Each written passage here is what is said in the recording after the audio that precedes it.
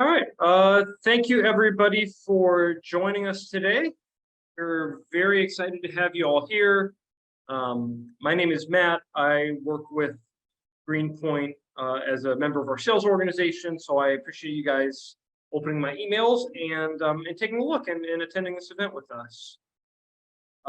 This is going to be the first in a series of webinars that we're doing on climate-related financial risk.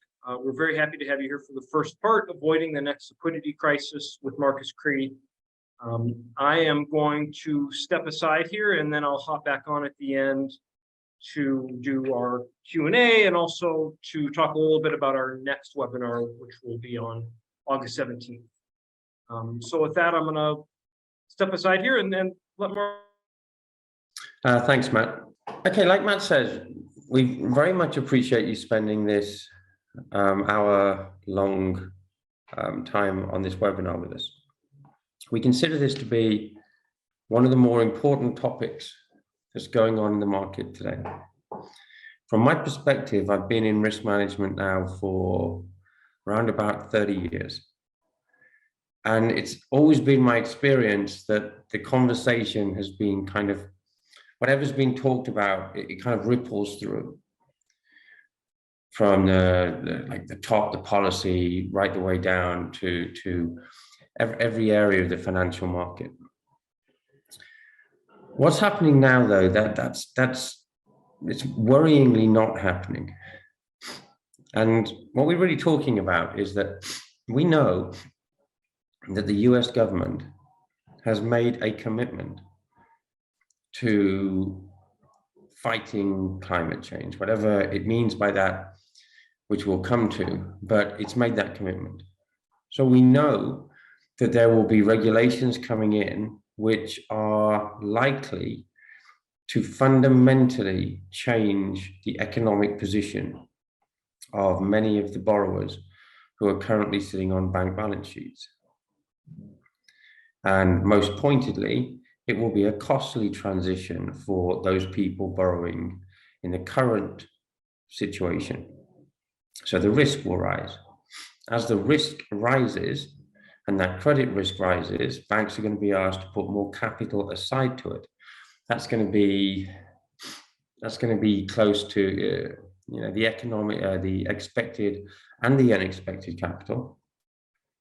Now, if we think about what we've just seen with CECL and how complicated a transition that was, CECL was put in 2008 as a response to the financial crisis, or certainly planned in 2008. It obviously has only just come in, which is a measure of the complexity, compared with what was really saying, let's look forward and capture risks not present in the historical data sets. What we're faced with now it's that on steroids. There's a big shift of the way we do every aspect of business. And increasingly, we are seeing that banks will be expected to build that into their liquidity strategies going forward. Now, I'm going to say liquidity strategies specifically, and as we go through, I'll explain why I focus more on that than just on calling it the credit risk numbers. So, first of all, let's take a quick journey through some important dates to the US in this topic. In 2021, the new administration rejoined the Paris Accord. Now, that means two things. Well, it means many things, but two important things. One is that every signed up member of that accord agrees to publish a plan of its activities and actions that it intends to take as part of its restructuring of its economy to meet its carbon targets and its global warming targets. That's in the form of nationally determined contributions. The other important part that's often forgotten, though, is that there is also a commitment by those signatories to hold globally global warming to 2 degrees above pre-industrial levels by 2100. Which means regardless of what they put in their nationally determined contributions, that is going to have to be ramped up and more work done to increase that. So one way of looking at it is that you've got milestones, early 2030, 35, 50 even milestones specified in the NDC, but the end goal is the 2 degrees. So you can more or less take the one and kind of increase it to get to where you need to be to get to the other one. Now then in 2022, the IRA was signed into law, and that started to put policies in place to back up that NDC. So this is like a real world event now. And then when we come to this year in March, for me, the most interesting, and I would urge everyone to take a look if you can, because the White House released its methodology and considerations document for how it intended or how it was pricing and making budget estimates for what the cost of this would be. This is a crucial document because this is really where you start to see what the cost, that cost is borne by the taxpayers, the businesses, the people in the country. So it's in there that you start to get a feel for how an economic scenario would have to be put together to be properly reflective of what we're talking about. Now, when it comes to climate policies themselves, we have because of the NDCs, we have a great document that tells us two things. One, what is the overall target that the US government is aiming for? That's right at the bottom there on the right-hand side. They're aiming between 50 and 52% of CO2 or equivalent emissions versus their 2005 output level. It's an exact number. Every government specifies it in 1990, 2011, 2005, but regardless of how they word it, it allows us to look at the output for that year, match the percentage. So now we know exactly what it is we're aiming at. And we'll come to why that's important when we talk about data and pricing. The other key bit is they tell us where their primary and secondary targets are in terms of their policy. So in the case of the US, we can see that buildings will get an awful lot more regulation around them. That'll start off with public buildings, then new for sale buildings, and slowly there'll be a retrofit. We know that because we can see how that's gone through the system in Europe, who have a very similar aim and have fleshed out quite a considerable roadmap as part of the European Green Deal. Now then you've got agriculture. It is my estimation, my personal viewpoint, if you like, that the US has probably focused more on its agriculture to meet its targets than any other government I'm aware of. It's squarely in the crosshairs. It's from methane to nitrogen in the fertilizer. There is a great deal of focus on that's where we can get the reductions. Now compare that with industry, where you see it's far less about putting new regulations in place and it's more on incentives. This tells you something about how this is going to go forward, because the carbon capture and the new sources, instead of making you pay for each ton of carbon you emit, they are incentivizing you to capture it early and basically paying you to put it back in the ground. And there are other industries being spawned from that, so they could actually be revenue streams coming out of hydrogen and ammonia as it comes out of that emission capture. But the important thing is we can start to get a feel for what's going to be a carrot, what's going to be a stick, how are we going to go through this process. We'd also take a look at things like transportation, where this is really important for obviously what the government would like is everyone to be in some kind of a zero emission vehicle. But before they can do that, the infrastructure to charge and to maintain those zero emission vehicles has to be in place. So we can start to see, is that likely to lag? Is that going to put pressure on some other part of the system? Because these are just the policy areas. The actual target is the percentage cut. So all of these things will constantly inform us as to the shape and scale and size of the transition, and will enable us to price it much more effectively. Now, that's all real world. That's what the US government has stated publicly it wants to do, has already started putting into law. So we can certainly think about the problem from the side of what's the business environment going to be like. But then there's the risk problem. Now, what do I mean by this? Well, we're a Basel country. Every Basel country takes its initial guidelines from the Basel Committee on Banking Supervision. They come out with fairly extensive guidelines. Some places cut and paste them, some places adapt them, but they have to keep them in spirit. As we look at these documents, and let me say, every document you see on here when we send you the deck for this presentation following the end of the call, these are all hyperlinks, so you can go and take a look at them. And they're all worth looking at, to pull together to get an understanding of what's needed.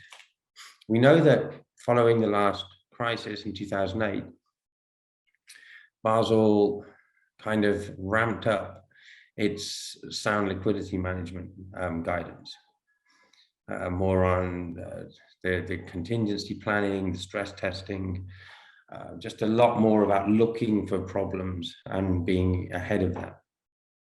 What's slightly less known is that quite recently, they have extended that to include specific climate-related risks and how those risks sit alongside and with the existing frameworks of operational credit, market, and liquidity. The two most important ones that they pick out are definitely credit and liquidity, because that is where we see the increase in loss, and we know that increase in loss can very rapidly become a liquidity event. I've pulled out some of these onto the right-hand side, and you can see that they are very much about putting scenarios together that pull very specific elements of transition and physical risk and put those elements alongside in the same framework. They do not want a section that says climate risk as though it's a brand new category. They want to know how climate fits into the existing categories. Now, this has already been adopted very heavily in Africa by a few central banks actually there. We can see in Europe, it's being encoded by the ECB, by the UK, and notably, both the Fed and the OCC have issued guidance which can be seen almost like a straight pull from the Basel guidance. So we have to start readying ourselves for the idea that for the risk management to work against this, we know what the blueprint looks like. We know what we're going to be asked to do. It's important because at the moment, all they're really asking anyone to do is an audit. I don't think it's worth very much at all. Pretty much a worthless exercise. Just to monitor your balance sheet, monitor your borrowers to see where they are on a net zero journey, but there's no penalty or incentive to the bank for doing it that way. Banking has to reflect the real world, and the risks and provisions against those risks has to be based on that real world assessment. And that's exactly what's been asked to do, and we can track that again. There's a paper trail of where that comes from. But there's also a problem. Now, the problem we have is that the measures of credit risk, of economic capital, are fairly well established. They go through some modifications from time to time, but they are not based on that same real world experience.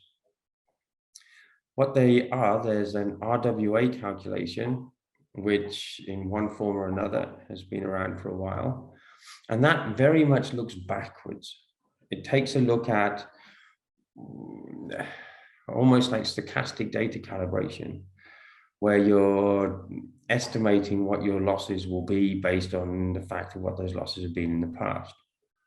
And that you then do have credit ratings which support that. And that credit rating plus that history, it gives you a way of projecting losses into the future. So if you think about CECL, you think about anyone doing the probability of default method in CECL, that's exactly what's being applied there.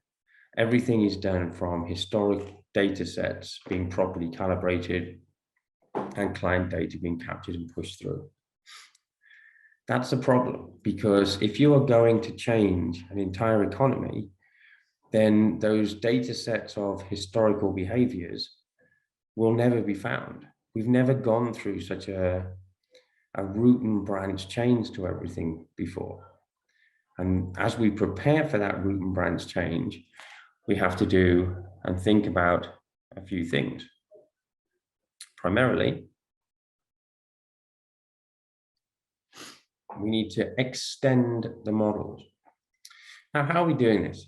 There's obviously math behind this, but in essence, what we're doing is taking the economic part of the risk-weighted asset calculation and breaking it into three. The standard economic, i.e. as it stands now, but plus a transitional and then plus a physical element to that, which means we can toggle the costs to the economy into that transitional and physical size. So even if you're expecting generalized growth, there's a negative draw factor of the cost of the economy of meeting those regulations and that physical. By slightly modifying but maintaining the integrity of the RWA calculation, we can start to achieve a few of our targets. First of all, we can calculate the unexpected loss. From that unexpected loss, we can determine the implied change in probability of default. And because we know that, and we know all the other current things about the loan, we can also recompute the expected loss, which really is just extending CECL. So whatever CECL model is being used to predict that, you can then apply that further loss on to get that part of it. So we can recreate the capital model that tells us from a credit perspective how much capital is required to go along each of these pathways. Now, again, I constantly talk about pathways. That's because there are choices that you can have. If you have a no action pathway, that basically means we do nothing whatsoever and the economy is fine as it is. That's one. Two would be current policies. That's the IRA Act gets put into place, but it goes no further. Three would be the NDCs, everything that the government committed to in its NDC document in 21 gets put into place on time by 2030. Four would be the NDC but done later. So we miss 2030, it becomes 2035, or everything starts later. So it's a steeper journey up to that net zero. And then finally, you'd have the 2 degree, which is an expansion of the ambition from that carbon cut to what it would have to be in order to reach the 2 degrees. They do not cross over each other. They are all separate deterministic scenarios that we would have to put into this model. So we would end up with 4 or 5 results, which would tell us what the additional credit risk and therefore liquidity impact would be at the end of doing that work. for each of those models. All right. Marcus, thank you so much. Okay, so we've got our first polling question here. I'll just read out the question and the answers. To what degree are you currently including climate risk in your risk management strategy? And then the answers are not at all currently, that it's being discussed but not implemented, that it's somewhat reported, or that it's entirely included in your risk management strategy. And I'll just give everybody a second to answer here. Okay, I have some answers coming in. So far, the overwhelming majority, like maybe about 3/4, are saying that it is not something that they're doing at all currently.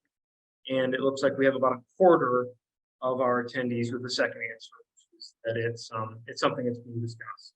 And personally, having tried to have this conversation with a number of institutions, this seems to be in keeping with what I tend to see, which is that in a lot of cases it's just not on the agenda at all, or certainly not at the level of priority where it's where action is going to be taken, and that in some cases it's something that they're talking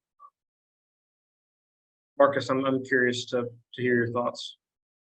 Yeah, I think I would concur with that, and I think it's to be expected in many ways, because the way the banks have been told everywhere that their engagement with the climate question is one of auditing their book and reporting on how much CO2 is being financed by their lending or investment activities. I think that has misdirected most of the efforts in the market to be compliant with what is essentially an audit of the economy. Now, the other aspect is, if we look at stress testing and such in the past, that has been a way for, if you look at Dodd-Frank stress tests, ECB stress tests, they're really testing the overall market's liquidity. Now, the difference here, and this is what's been picked up by Basel, is that each bank is actually going to face an increase in its risk numbers, and therefore protecting itself and mitigating that risk becomes actually a direct bank operation. We saw this same flow when you look at the European business. In 2020, it's a discussion. By 2021, they're running their first stress tests. 2022, they're running second stress tests, and now they're detailing where that is. And it's clear how the European Central Bank is going to expect that to be reported rapidly. So it's becoming regulation quickly, because as most things with risk do, as soon as the risk actually starts to become a genuine, real risk to be dealt with, it requires actual work, actual inclusion in frameworks, and there has to be a common way to do it. It has to be auditable. There has to be a paper trail. We're now seeing that where it's coming in, like I said earlier, Africa, Europe, that requirement is there, and they are specifying you must tell us how much additional credit risk could come from these potential pathways which are being developed.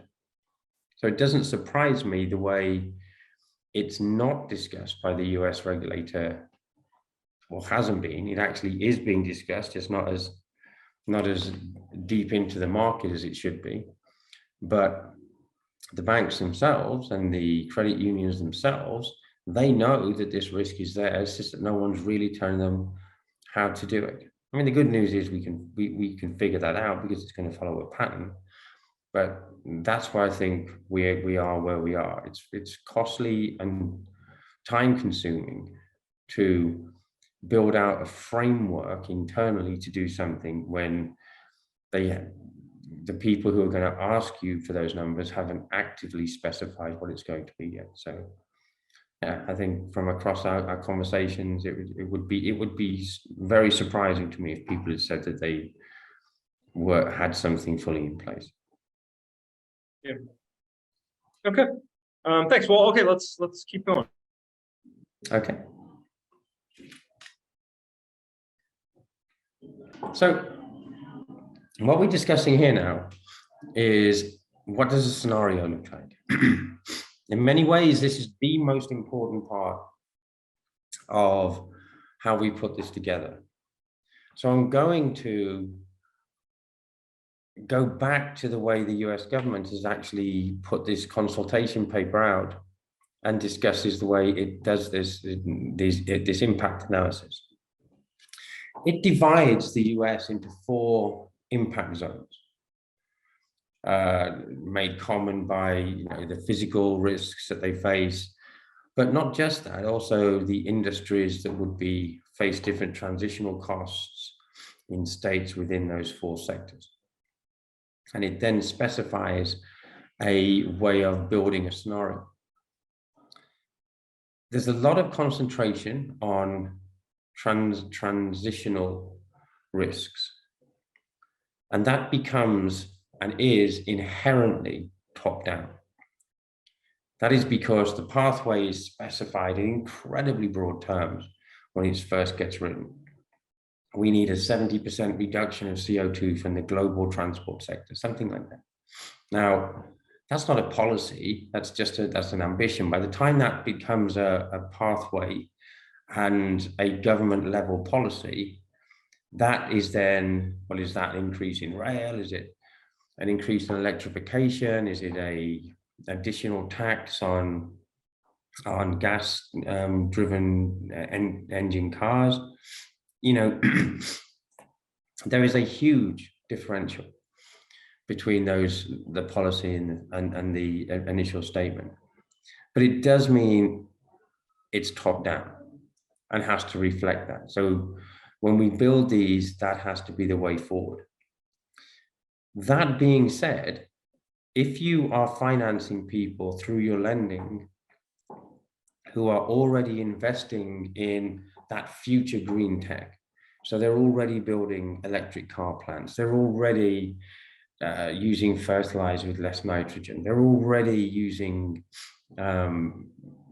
methane mitigation techniques, that investment is basically what the regulation is going to ask them to do. So they would have to be tweaked at the bottom. So any scenario will have to be defined at the top, but tweakable from the bottom up to reflect prior investments and indeed incentives. If it's an incentive policy, you might be very positively correlated to it as a business. If you're already capturing CO2 and you're suddenly going to get a lot more credits for doing it, then that would also have to be reflected in an increase in your creditworthiness. When we look at physical and the physical impacts, again, that's much easier to see that geographically. Are you in a hurricane zone? Are you in a flood zone? Are you in a heat zone? The map will tell us an awful lot of that, and it's much harder to mitigate physical effects. Now, we can see it as insurance costs, but again, you can't really get rid of them. You just pay them. There's a certain amount of relocation. There's a certain amount of work you can do to mitigate, but whether you pay it as insurance or whether you pay it as in mitigation work, it's still going to draw that out of cash flow and basically be an investment to stand still. The big driver there, any model has got to allow you to say, are you in a low, medium, high impact zone for those losses? Because clearly, if you are coastal facing, the models are more deleterious to you than if you are further inland. So long as the model, again, is top down in terms of what the overall costs are, that has to be tweakable in terms of where within that, in one of those four general areas, do you sit? High risk through to low risk. Every scenario has to include that. Which brings us to talking about all the elements that go into a scenario. Remember, what we're looking for is the little white bubble at the bottom. Client-specific credit risk management, climate-specific credit risk management. To do that, all we need is the two connecting bubbles to it. We need a climate stress scenario and a borrower level adaptation to tweak it. The devil in the detail, though, comes from, we could just take the middle and we could go to the IPCC and we could say, okay, let's just get their portfolios, see how it applies to our country, and put that as a stress. But that won't really work for us because there's other elements to take into account. I'm just going to run through a few on the side there. One at the top, the NGFS, the net greening of the financial system. That's a consortium of 196 central banks and economists who get together and they look at each pathway for each country, each area, and they come up with costs, including high damage, cost of the transition, the physical cost, low damage. They will even estimate the implied cost of carbon in that area for that pathway as you go through. So we know we have to get data. Any scenario we have has to be able to draw its data from someone like that, because right now they're about the most reliable thing there is. Are they perfect? No, by no means, but they are as reliable as anything in this area gets and will allow us to audit and paper trail our credit risk. But then we come to other things, the carbon budget. What do we mean by that? Well, it's simply how much CO2 we've got left before we put into the atmosphere, before the scientists tell us we hit a tipping point, that we can no longer reach 2 degrees, or one or other of the many kind of events happens as a result of that. If we use up that carbon budget too quickly, it doesn't mean that the target changes, but it does mean we steepen the ramp to get there. It's going to be a much harsher economic change in order to make up for lost time. We need to think about that. Carbon pricing schemes. Are we going to put a cap and trade in? Are we going to put carbon taxing? In the end, they amount to the same thing. There's so much, i.e. a carbon budget, that we can put into the air. Anything above that, we have to pay for, either to get it out of the air or to buy the allowance from someplace else. So there could well be, and one way of actually pricing any scenario is to globalize, create a theoretical cap and trade scheme and say, if that's in this place according to their targets, let's work out what that cost would be as a percentage of GDP. And actually, you always get pretty close to the estimates of GDP that way. And it's nice because it's universal. It's consistent from wherever you do it. I realize the main part of the audience for this particular webinar is less concerned with that international consistency. So we're going to have choices. But if you are concerned, it's actually a nice way of tying all that together. Then we've got carbon border adjustments. Now, what are these? These are interesting because there's often talk of greenwashing and of offshoring your carbon production. That basically means that those activities that produce CO2, you have done elsewhere in the world, and you bring it in, and you can say, we're not producing any ourselves. This would be an example of green steel, say. Now, if we look at what the EU is proposing and in the process of putting in as part of its Green Deal, they're putting in a carbon border adjustment, which means that when non-green steel arrives at a European port for use within Europe, then if it's come from a place that does not have those standards, so therefore it's paid neither a tax nor been made to that standard, they would pay that levy at the point of arrival.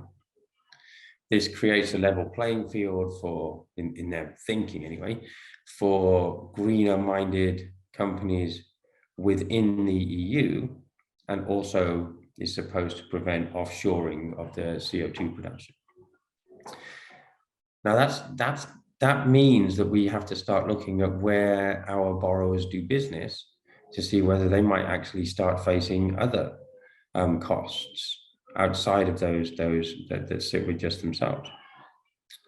And then finally, there's the IEA. The IEA do a pretty good job of tracking the progress made in each of the target areas: transport, buildings, infrastructure, agriculture, all those things. Actually, they don't do agriculture, but they track whether we are on target or off target in each of those areas according to the 2030 milestones. And again, that's really about which policy are we likely to go to and how steep is it going to be. As we miss a certain mark and it steepens up, we may have to drop some scenarios and bring in other alternatives. These things will be changed and that they will be live. This will be a live running environment to monitor these scenarios probably for the next 10 to 15 years. Okay, so now we have data. This I've referred to a couple of times, the net greening of the financial system. I would encourage everybody on this webinar to go and take a look at this website.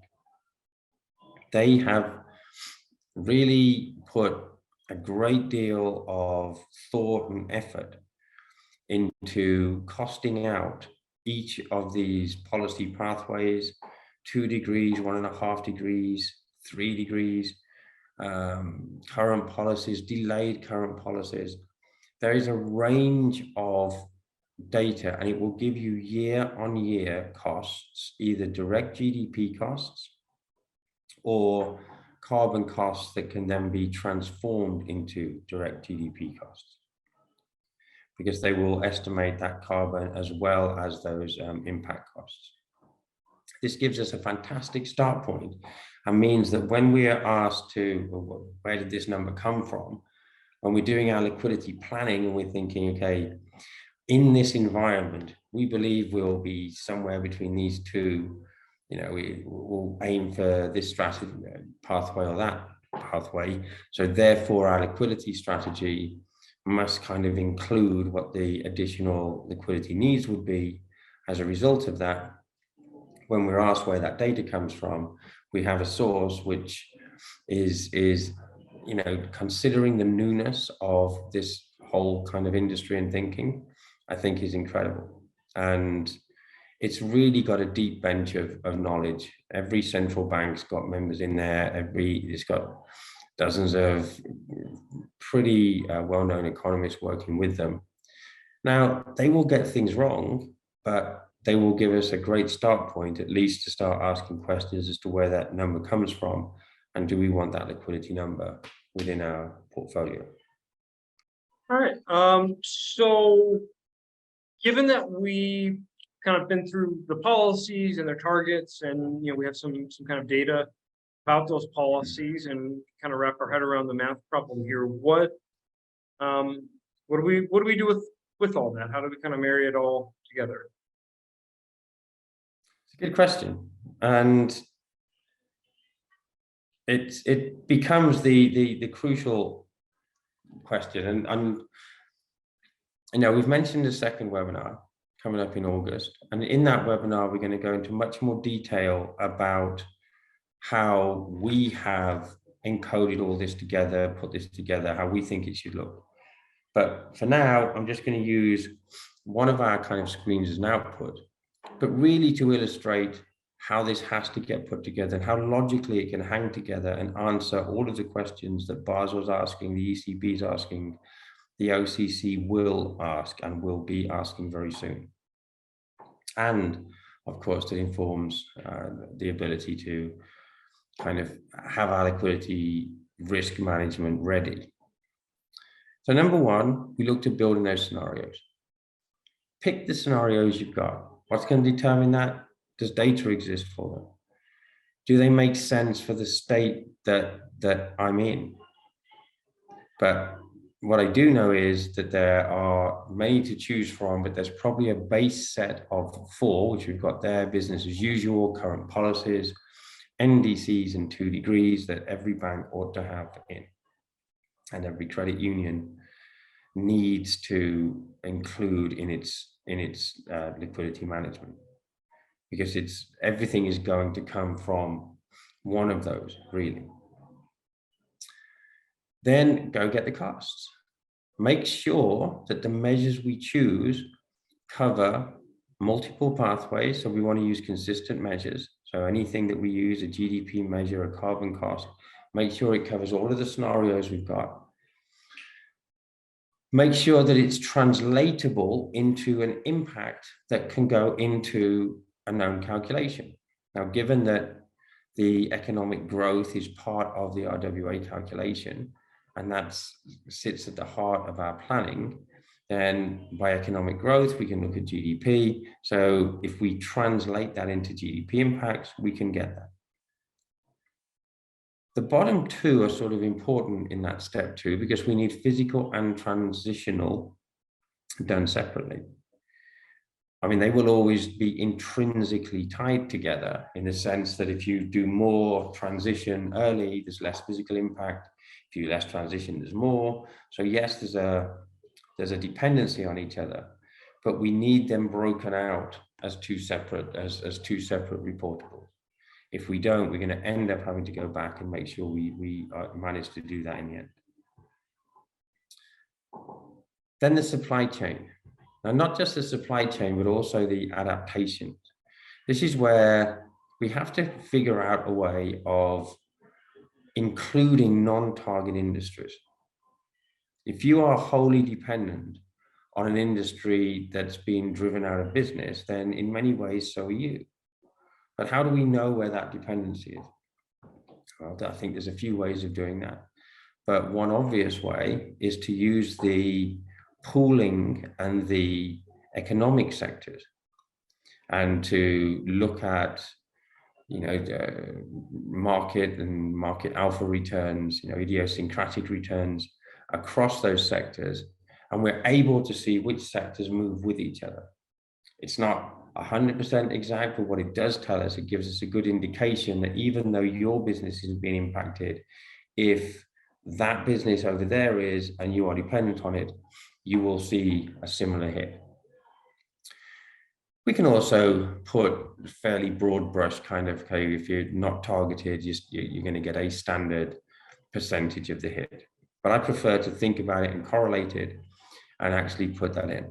And then once we've got target industries, once we've got supply chains associated with those target industries, all of which is from data which is available, then we can go to our underlying borrowers and put the adaptations in.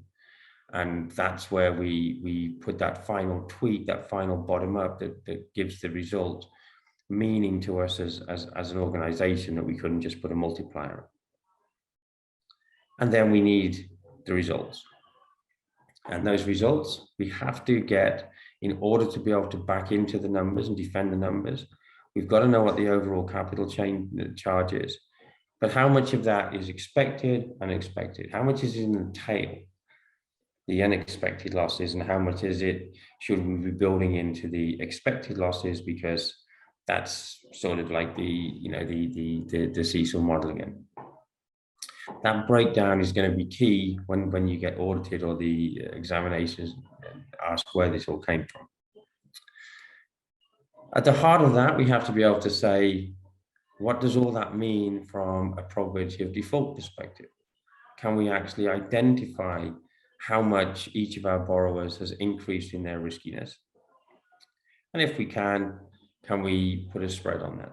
What would the true funding cost be? Like a FTP analysis, if you like.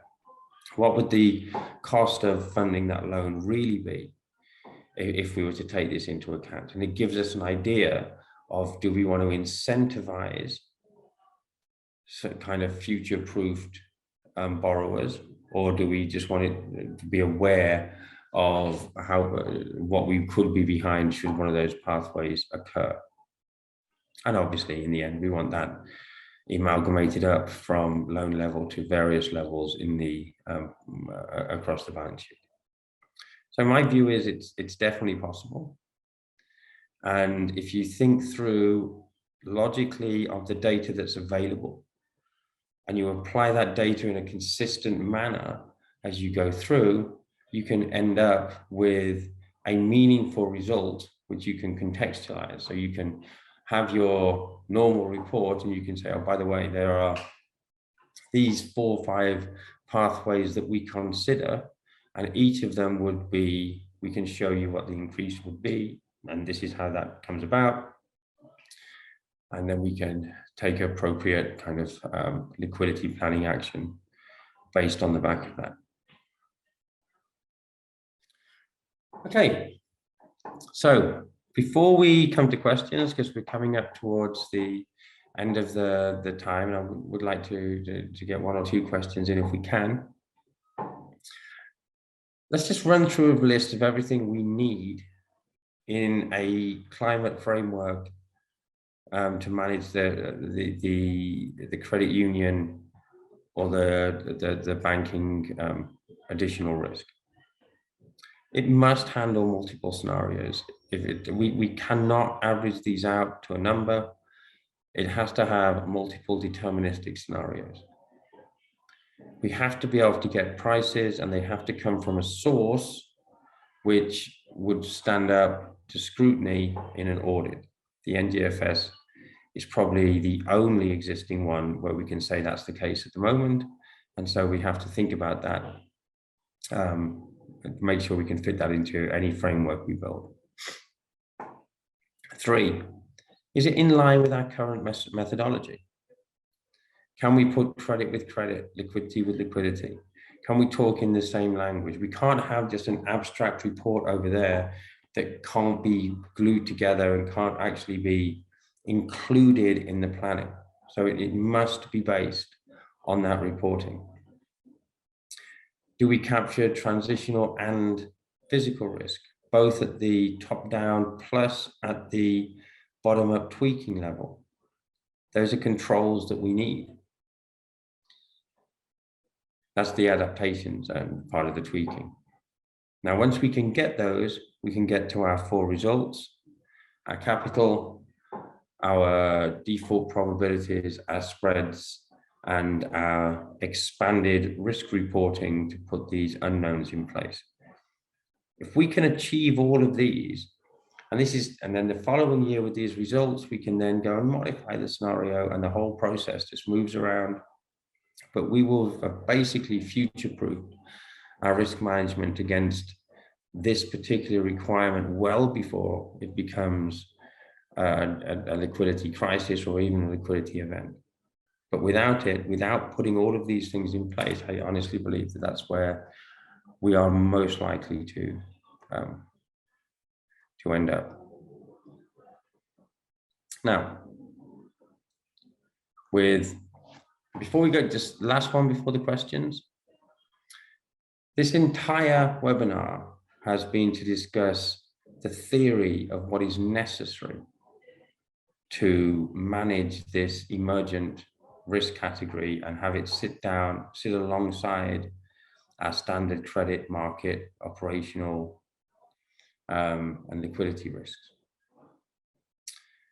In the next session on August the 17th, we will be running through, we'll recap very, very briefly on what the key needs are, but we'll also be going deep dive into how we have put that together, how we believe this needs to be represented, how we believe the US system could be best served with a hub in each of the economically determined areas, the 4 of them that you saw earlier, that's taken from the White House document. And then quickly have data pushed into those, so any bank of any size any credit union from any region or representing any set of people can put their data into there, quickly spin around and get a result where they can see that, and it can be meaningfully documented against a proper auditable paper trail. Multiple scenarios, full management and liquidity, but we need to run through that with you so you can see all of that for yourself. And I'm very much looking forward to doing that on the 17th. Yeah, I'm going to be sending out invites for our next webinar on the 17th, shortly after we wrap up here. And we'd certainly love to have you there if you're curious to hear more about your region's hub with us, or curious to learn more about the next webinar, or want to get signed up. We'd certainly love to hear from you. You can expect to get that email from me in a moment here. Can we get into some Q&A? Yeah, let's do that. It's up here, and I'm mindful that we're running up against the end of our time here. Okay, so far this has primarily addressed external data. What would I need to do to see this reflected in my own loan book? It's a great question. I mean, it's the most important question. And every time I've mentioned adaptations, obviously that has to be the unions or the bank's actual book, actual borrower. Now, the good news is that unlike what we have just been through with the CECL transformation, the difficulty with this one is putting those scenarios together and having those auditable. The actual amount of data required is not as great as for the straight input, because we're recomputing that base calculation. I think with a very small amount of easily managed data from a standard loan file, I'm going to go out on a limb and say for the basic upload, probably 15 to 20 fields maximum that could be easily mapped.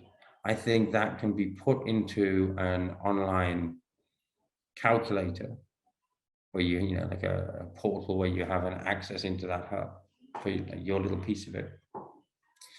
I think the onboarding could take as little as a week for most of the credit unions and community banks, because it's less complex than CECL. We know exactly the fields which are needed. We recompute those numbers, and then it's just about access. Slightly longer to get right would be the adaptations, because that means actually having some knowledge of what the requirement is and to what extent any given borrower is preempting that requirement. So some of that's going to take some time to get right for everybody. Let's say to get an adaptation-free version, I think, of a result, I think you can get that very quickly, in probably around 7 days, I'm going to guess. And then probably for your larger exposures, I think over the next 3 weeks, you'd actually have a pretty good idea of those. And then it is going to entirely depend upon how much work you want to do to get to what level do you want to go down to.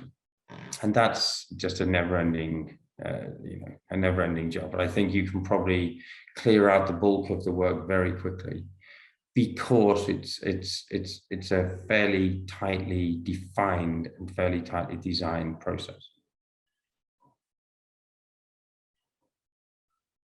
Okay, great. Well, thank you so much for that. I'm conscious that we need to wrap it up here.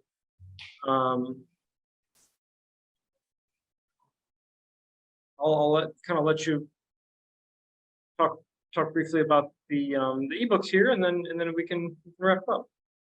Okay. Well, I mean, again, thank you very, very much for spending this last hour with us discussing this. I truly believe this is an under-talked about problem from the banking risk perspective. And it really needs to be, because nothing else is really going to matter if things get jammed up in in a liquidity shock. I'm very conscious of the fact that as I've gone through, I've used a lot of phrases, terminology, carbon budgets, and spent 30 seconds explaining what each one was. When we send you this deck, you will have, again, this will all be hyperlinked for you, but you'll have access to the various collections of articles which have been written over the last 2 years. And each one really just goes into one of those concepts and deep dives it. I would not suggest reading from cover to cover on any of them. I certainly would not do that myself. However, I do think it's useful just to have a little bit of a reference guide to say, okay, let me see what that is in actual practice. Is it something I should care about? Because this is one of those topics where there are 1,000 different things that get talked about, but actually from a liquidity standpoint and a credit risk standpoint, that can get reduced down into nice to haves, must understands, must include, things like that. So they will be available to you, and hopefully they will be useful. And I am really looking forward to seeing you all again in August to run through the actual practical rollout of this of a solution to answer the questions we've asked today. Great. All right. Well, yeah, I want to thank everybody as well. You can expect to get that email from me shortly with all of our materials and with the invite for our next event. We'd love to see you there. And thank you so much for joining us.